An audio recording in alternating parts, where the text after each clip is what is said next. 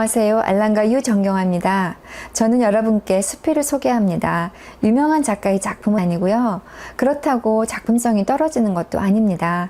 다만 현재 메이저의 자리에 가 있지 않을 뿐입니다. 제가 이렇게 감히 말씀드릴 수 있는 건 이번에 제가 6번째 알랑가유를 준비하면서 경험한 것이 있어요.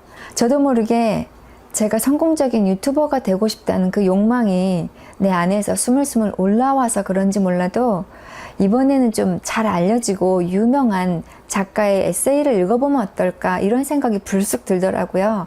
그래서 바로 실행에 옮겨서 작품 하나를 신중히 선택을 했습니다. 그리고 읽었어요. 연습을 했어요. 그런데 읽다가 보니까 그렇다고 꼭 그렇지만은 않다는 결론을 제가 얻게 되었습니다. 그래서 명품 브랜드 작품을 내려놓고 우리들의 에세이를 다시 집어들었습니다. 오늘 제가 소개해드릴 에세이는 제가 활동하고 있는 수필지 에세이스트 98호에 수록된 작품입니다. 작가분과 저는 같은 지면에서 활동을 하는데 일면식은 없습니다. 그렇기도 했지만 제가 이번에는 작가에게 그 어떤 작가 소개를 위한 정보를 요청하지도 않았습니다. 왜냐하면 이 작품만으로도 그 작가분 소개가 충분할 것 같았기 때문입니다. 비록 그럴지라도 작가 소개는 해야 되겠기에 제가 인터넷에 한번 검색을 해보기로 했어요. 왜 그랬냐면 더러 모 포털 사이트에서는 에세이스트 수필가들을 키워드만 잘 넣으면 검색이 되곤 했었거든요. 해보았는데 이 작가분의 성함이 본명이 아닐지도 모른다는 생각을 했어요. 필명인지 본명인지는 나중에 제가 한번 따로 알아봐야 할 문제입니다. 여하튼 검색 결과는 이러했습니다. 에세이스트 서적 구매, 학사 서적, 한국 서적센터, 둥지 서적, 깜깜이 서적 유통, 책 그리고 서적. 여러분, 작가 이름이 뭔지 아실 것 같으시죠? 네, 서적입니다.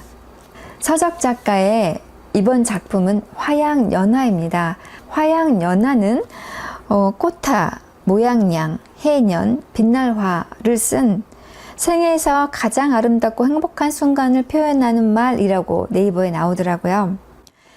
제가 읽어본 결과 이 제목은 반어적 표현이 틀림없습니다. 지독히도 아프기 때문에 가장 행복한 순간이라 표현하므로 이 사회를 향해 던지는 작가의 질문, 이 사회의 자각을 촉구하는 작가의 작은 신음소리 같은 글이라고 저는 느꼈습니다. 작가는 어떤 책을 읽다가 눈물을 흘리게 됩니다.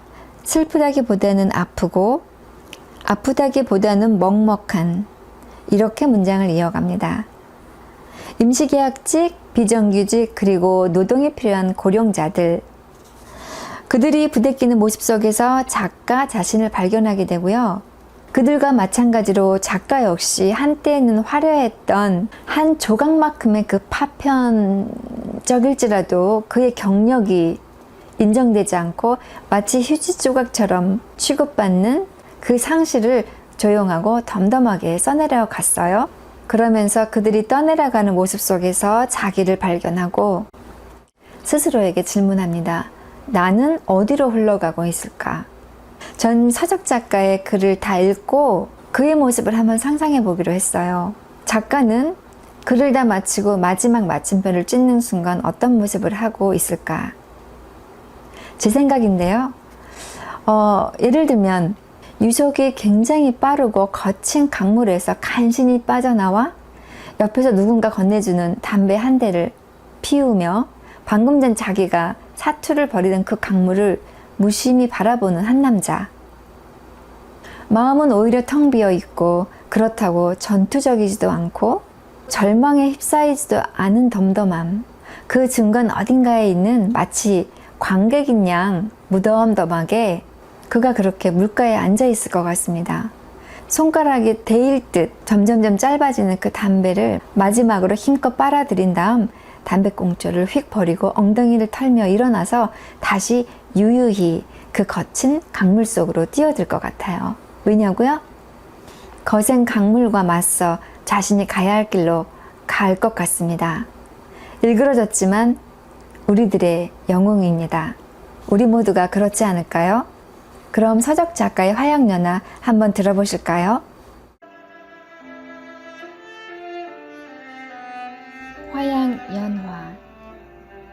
서적. 내가 살아온 세월들을 화려하다고 생각한 적은 없었다. 시급 노동의 세계에 몸을 맡기고 나서야 지난 세월이 상대적으로 화려한 시절이었음을 알았다. 조정진, 임계장 이야기 중에서. 책을 읽다 눈물을 흘렸다. 책을 읽다 눈물을 흘리기는 참 오랜만이다. 겨우 나이를 먹어가면서 눈물이 많아진 탓만은 아니다. 어쨌든 책을 읽는 내내 흐르는 눈물을 어쩌지 못했다. 슬프다기보다는 아프고, 아프다기보다는 먹먹한. 그러다 끝내 침 있는 화를 못 이겨 욕설까지 내뱉게 된, 다르되 다르지 않게 늙어가는 한 사람의 삶을 들여다보면서. 책 제목은 임계장 이야기, 63세 임시계약직 노인장의 노동일지라는 부제가 붙어있다. 1959년생 조정진 씨가 썼다. 책 날개의 저자 소개에는 38년간 공기업 정기직으로 일하다 2016년 퇴직 후 4년째 시급 노동자로 일하고 있다. 버스회사 배차계장, 아파트 경비원, 빌딩 주차관리원 겸 경비원을 거쳐 버스터미널에서 보안요원으로 일하다 쓰러져 해고되었다. 7개월간의 투병 생활 이후 지금은 주상복합 건물에서 경비원 겸 청소원으로 일하고 있다 라고 쓰여 있다. 배차원, 아파트 경비원, 주차 관리원, 청소원 등 지난 4년 조 씨가 해온, 또 하고 있는 일은 그 일을 해보지 않은 사람은 짐작할 수도 없을 만큼 일은 고되고 월급은 박하다. 주 52시간 근무제가 시행됐다지만 그런 것과도 상관없이 주 80시간도 일하고 주 90시간도 일한다. 그 이상도 흔하다. 해고도 쉽다. 책 속에는 이른바 고르기 쉽고 다루기 쉽고 자르기 쉬운 노인 인력의 실상이 적나라하게 펼쳐진다. 저자는 자신의 경험을 바탕으로 고용주들은 최저임금이 조금 오르면 업무량은 그대로인데 인원을 대폭 줄였다. 또 무급 휴직 시간을 계속 늘려 최저임금이 올라도 시급 노동자는 더 받는 것이 없었다.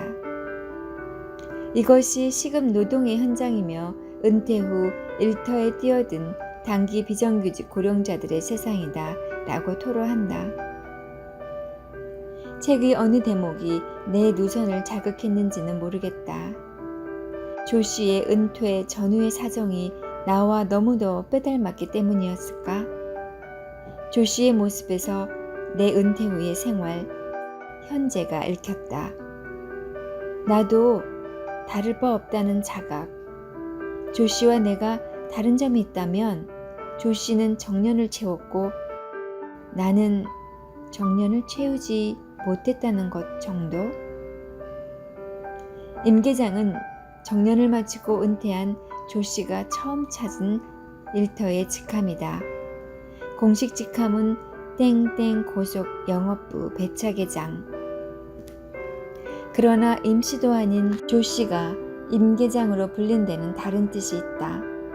임시계약직이라는 말에 노인 장자를 덧붙인 것이 바로 임계장. 말하자면 임시계약직 노인네라는 말이다. 저자는 그렇게 불리는 게 싫었다고 했다. 벌써 노인이란 말인가 싶어 마음이 상했다고도 했다. 그러나 호칭은 바뀌지 않았고 계속 듣게 되니 이제 남은 삶은 온전히 임계장으로 살아갈 수밖에 없다는 생각이 들기 시작했다. 나이 들면 온화한 눈빛으로 살아가고 싶었는데 백발이 되어서도 핏발선 눈으로 거친 생계를 이어가게 될 줄은 몰랐다고 썼다. 주위를 둘러보면 임계장은 주변 어디에나 있다. 이제는 이 나라 노동자 상당수가 60세 이상의 단기 비정규직, 바로 임계장이기 때문이다. 임계장은 내 부모 형제의 이름일 수도 있고 또 퇴직을 앞둔 많은 분들의 은퇴 후 얻게 될 이름일 수도 있다. 그렇다면 나도 임계장일 것이다. 아니, 이미 임계장이다. 자의반 타의반 직장에서 물러난 지 3년여. 또 다른 임계장으로 나는 지난 그 시간을 어떻게 이어왔는지 돌이켜보면 내 앞에 놓인 선택지도 그리 넓지 않았다. 넓지 않은 것이 아니라 아예 없었다. 평생의 내 경력이라는 것은 아무도 알아주지 않는 휴지 조각 같은 것이었다. 그러니 받아주는 곳이 없었고 할 수 있는 일이 없었다. 2018년 초 일터에서 물러나와 할 수 있는 일을 찾아 헤매던 내가 겨우 찾은 곳은 인터넷 신문사였다. 명색이 4대 보험이 되는 정규직이었지만 급여는 최저임금 기준시급을 받는 사람이나 진배 없었다. 보도자료 관련 일을 맡았다. 보도자료라고 했지만 실상은 업체에서 돈을 주고 의뢰한 홍보자료를 기사처럼 갈무리해 홈페이지에 올리고 포털에 송출한 일이었다. 자괴감이 들었지만 찬밥, 더운밥 가릴 처지가 아니었다. 40대 초반의 대표는 기사의 품질은 관심이 없고 얼마나 오래 할 수 있는지만 물었다. 대표가 내게 왜 이 일을 오래 할 수 있는지를 물은 이유를 깨닫는 데는 그리 오랜 시간이 필요하지 않았다. 일은 비교적 단순했지만 아침 9시에 컴퓨터 앞에 앉으면 점심시간 1시간을 제외하고 저녁 6시 30분 컴퓨터를 끌 때까지 책상 앞을 떠날 수 없었다. 지난 세월 컴퓨터 앞에서 연설문을 쓰고 다듬는 일로 밥을 벌었기에 앉아서 하는 일에는 어지간히 이골이 난 나로서도 감당하기 쉽지 않았다. 하루 9시간 가까이 컴퓨터 모니터와 씨름하다 보면 눈은 빠질 듯 아프고 입에서는 쉰내가 났다. 몸 여기저기 결리고 쑤시지 않는 곳이 없었다. 아이고 소리가 절로 나왔다. 반년이 지나자 아침에 일어나기가 무서웠다. 그러나 회사 안에서는 내 일을 대신할 그 누구도 없었기 때문에 쉴 수도 아플 수도 없었다. 이런 나를 하늘이 긍휼히 여기셨는가? 다쳤다.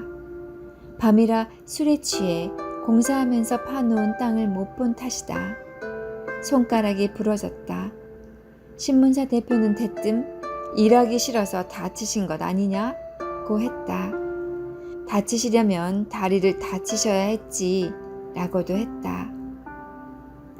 사람이 싫어졌다. 결국 신문사를 그만뒀다. 몇 달을 쉬었다. 몸은 편해졌지만 마음의 병이 깊어졌다. 그 사이 세상은 달라지지 않았다. 노인 일자리는 적고 일하려는 사람은 넘쳐났다. 그러다 우여곡절 복지관 소속 노인 맞춤 돌봄 서비스 종사자가 됐다. 그리고 1년 반이 흘렀다. 이렇게 돌아보니 나는 저 조씨에 비하면 수많은 임계장들에 비하면 운이 좋았다고 말할 수도 있겠다 싶다. 하지만 1년 단위 계약직인 이 일 또한 놓아야 하는 날이 올 것이다. 그러니 하루하루가 절박한 이 땅의 임계장들, 또 나는 어디로 흘러가는 것인가. 책을 덮으며 눈물을 닦으며 그 많은 나와 임계장들에게 또다시 인생의 화려한 날은 올 수 있을까 생각하는 시간은 그래서 괴롭고 답답하다. 응원의 박수를 보낸다.